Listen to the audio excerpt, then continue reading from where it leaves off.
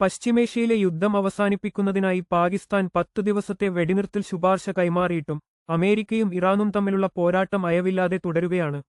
ഇറാനിലെ ടെഹ്റാനിലും ബുഷഹറിലും തുടർച്ചയായ 12ാം രാത്രിയും അമേരിക്ക വ്യോമാക്രമണം നടത്തി. സൗദി അറേബ്യയിലും ബഹ്റൈനിലും വ്യോമാക്രമണ മുന്നറിയിപ്പ് സൈറണുകൾ മുഴങ്ങി.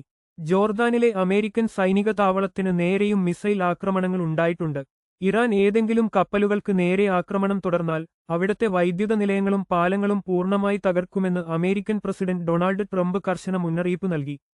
ചെങ്കടലിൽ ഹൂതികൾ കപ്പലുകൾക്ക് നേരെ ഉപരോധം ആരംഭിച്ചതോടെ സൗദിയുടെ 4 എണ്ണക്കപ്പലുകൾ തിരികെ മടങ്ങി. സംഘർഷം മൂർച്ഛിച്ചതോടെ ക്രൂഡോയിൽ വില 5 മാസത്തെ ഏറ്റവും ഉയർന്ന നിരക്കിലെത്തി.